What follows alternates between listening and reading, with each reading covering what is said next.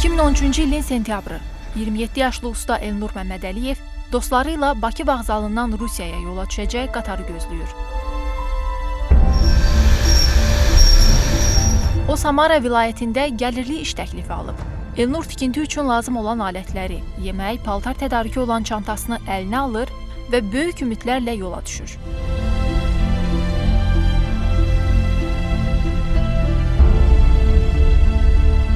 Bir yaxın qardaş var idi, onun qardaşı mənim qonşu idi. O qardaşı dedi ki, belə bir söhbət var, gedərsinizmi? Dedik, iş olsa niyə getmirik? Biz də çıxdıq, gəldik həmən oğlanın yanına, görüşdük onunla, söhbət ora-bura. Və adama $100 pul verdi, ondan sonra bizim biletləri aldı. Biz gəldik 28-ə. O, verilən vədlərin tezliklə reallaşacağını düşünürdü. Elnur qazanacağı pulla 2 övladı üçün xoş güzaran yaratmaq istəyirdi. Amma ağlına belə gəlməzdi ki, qatardan düşdükdən sonra onu ömrünün bəlkə də ən ağır günləri gözləyir.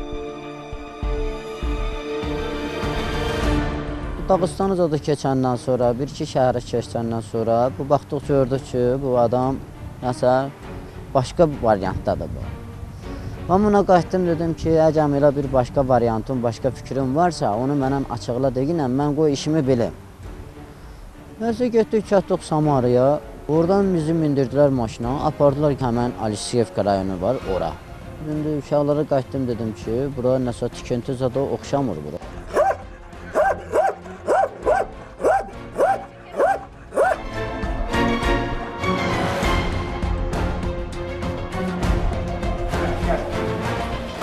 Gəlir, bax, buradır, bax, buradır.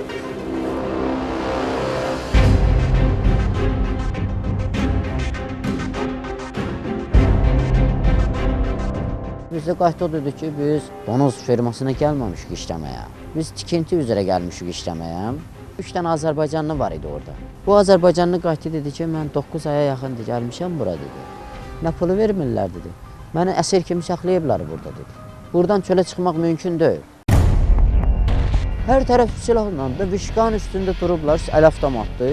Qapının ağzına gəlirsən ki, mən çölə çıxım, buraxmırlar. Təəssüflər olsun ki, bugün Elnur kimi aldanan, etibar edib sonra yanılan yüzlərlə insan var. Hər il dünyada 30 milyondan çox şəxs insan alverinin qurbanı olur. Onların 70-75%-ni qadınlar və uşaqlar təşkil edir. Araşdırmalara görə insan alveri hər il cinayətkarlara təxminən 25 milyard dollar qazandırır. Son illərdə insan alverinin məqsədi əsasən məcburi əməkdir.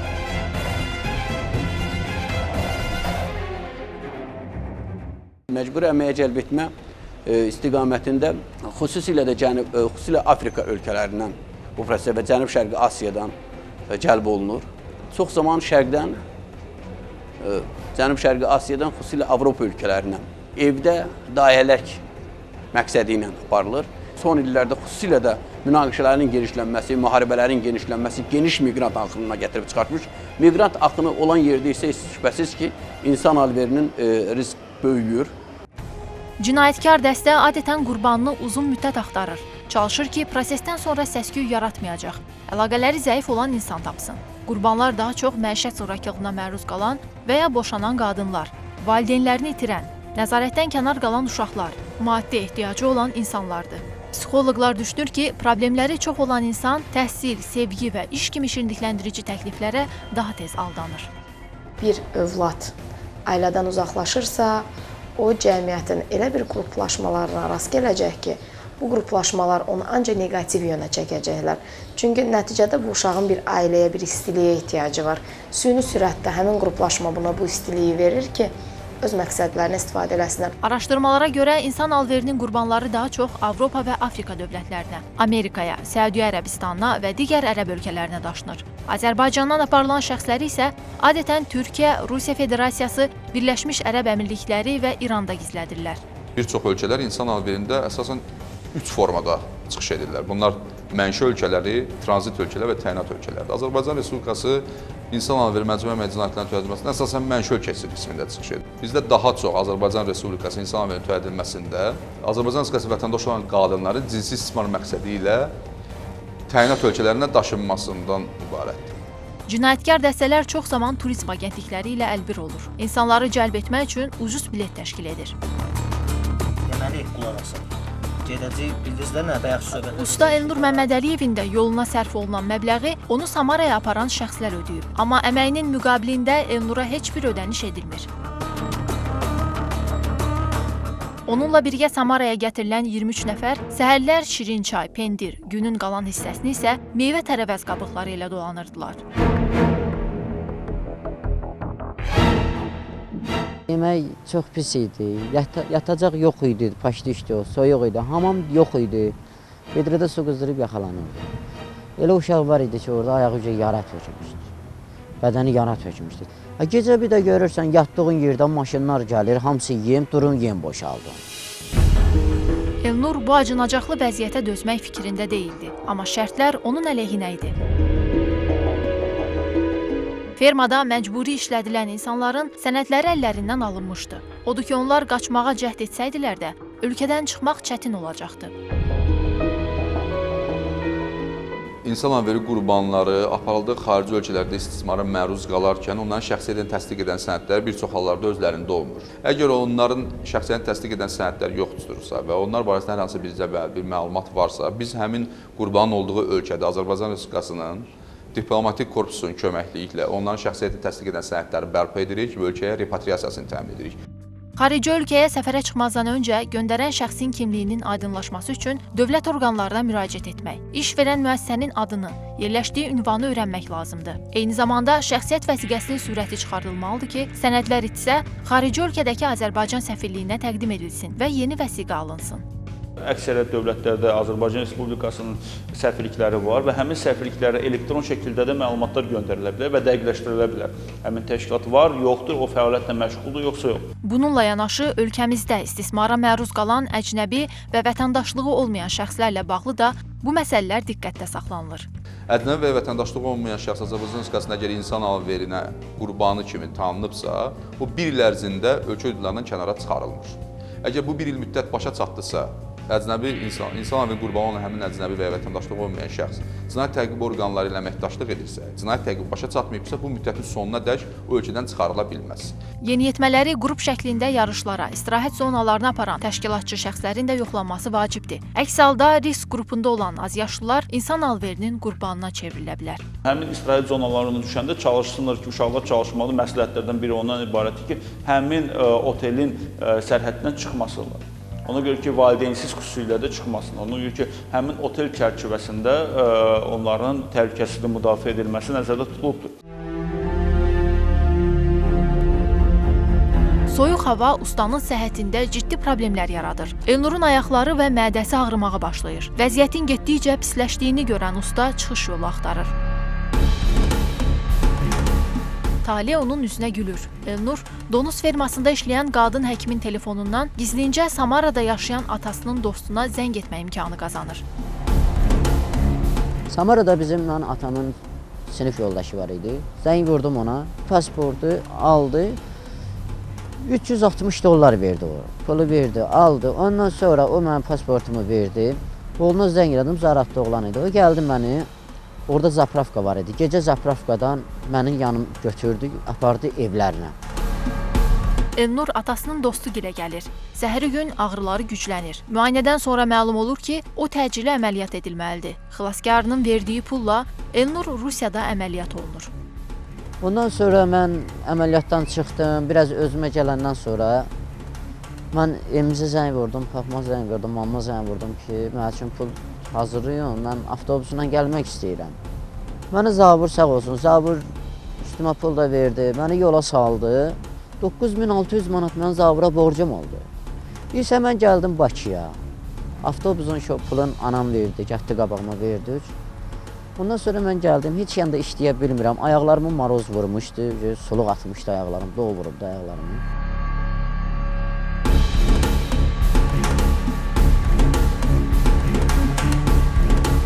Belə hadisələrin həndəvərində olan insanlar kifayət qədərdir. Mütəxəssislərin fikrincə, risk qrupunda olan şəxslər üçün insan alverinin qurbanlarının iştirakı ilə treninqlər təşkil olunmalıdır. Onlara vaxtında özünü müdafiə yolları öyrədilməlidir.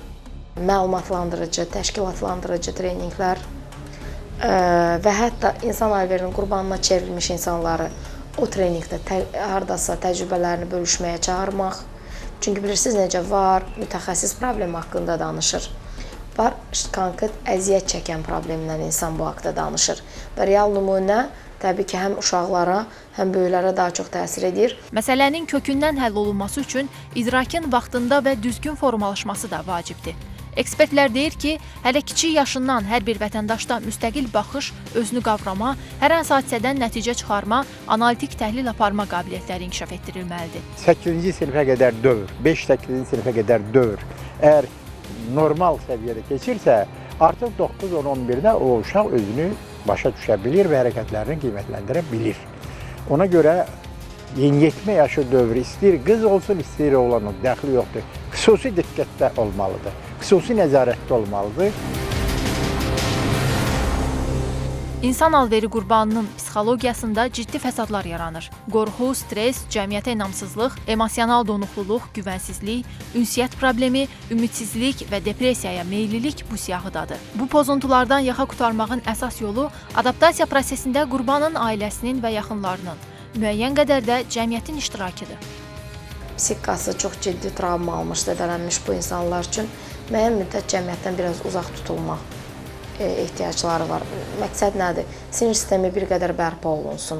Psixoloqlar, sosioloqlar, psixoterapevtlər onların üzərində işləyirlər. Onların ən vacib tələbatları ödənilməyə başlanılır.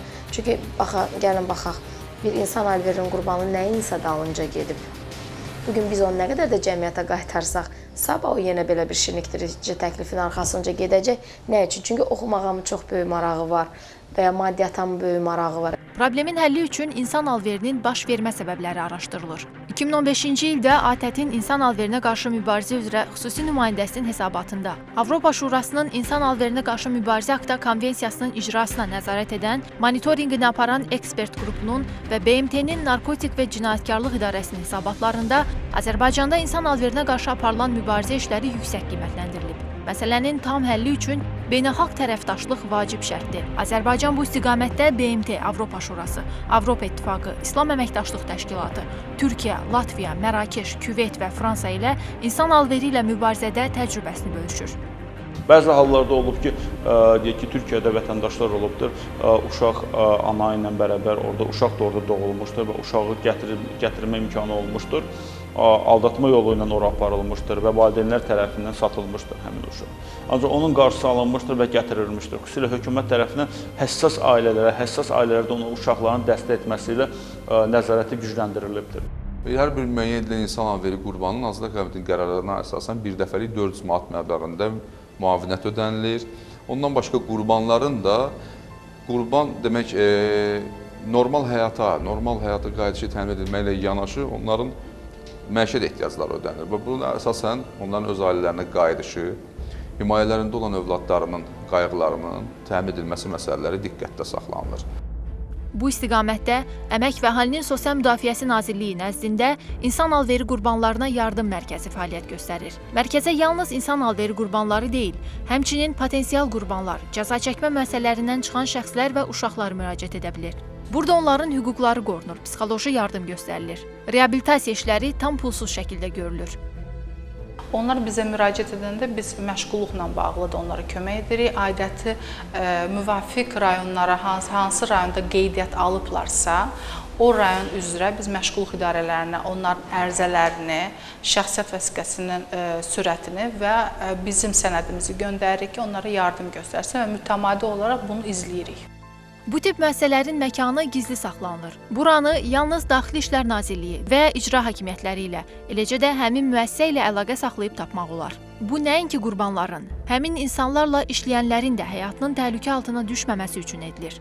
Qaynar xəttin nömrəsi 409 26 91. Bu zənglər anonim qalır. Bu mütləqdir. Çünki elə bir şəxs var, sadəcə hüquqi yardım istəyir və biz bu hüquqi yardımı göstərəndə insan, vətəndaş əgər istəmirsə adını, soyadını, işlədiyi yeri demək, biz ona məcbur etmirik. Bakıda 3, Sumqayıtda və Gəncədə 1 sığınacaq fəaliyyət göstərir. Gedəcəyi yeri olmayan kimsəsiz qurbana reabilitasiya dövründə iş tapmaq tövsiyə olunur. Bu da gələcəkdə ona kirayə yaşamağa imkan verir.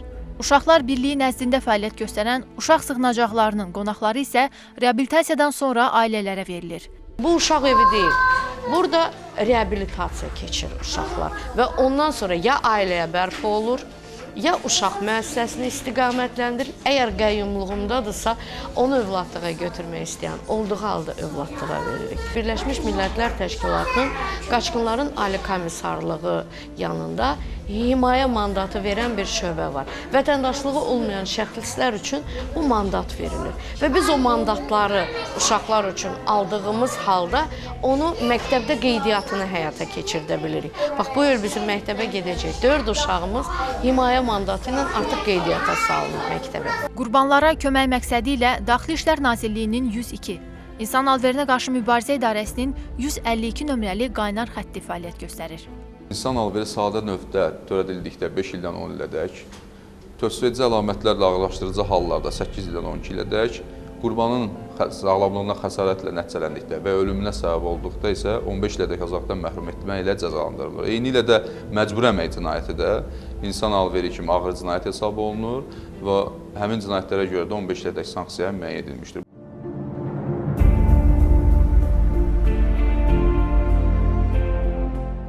Elnur Məmmədəliyevi qanunsuz işlədən şəxslər artıq cəzalandırılıb. Buna baxmayaraq sağlamlığını itirən qurban indi də başına gələn hadisənin fəsadlarını yaşayır. Uzun müddət qarda yatan ustanın ayaqlarını don vurduğundan hələ də ağrıları olur. Borcları isə onun vicdanını rahat buraxmır. Mən oradan gəldiyim başda işte 3 il o yaxın olar, 4-cü ilə keçir. Mən bu 4 ildə dərmanlarımı ala bilmirəm. Ailəmi, uşağımı sağ olsun, mən qaynım şəxləyir. Bizə ayda 200 manat, 100 manat sağ olsun, o köməlik edir, verir. İşləyə bilmirəm də, ayaqlarımdan işləyə bilmirəm. Bir də görürsən, ayaqlarım soluq tutur, 2 addım yeriyə bilmirəm mən. Nə qədər də müalicə eləyirəm, keçmir, don vurub ayaqlarımı mənim. Ailəsinin rifahı üçün atdığı addım onu səhv yola apardı.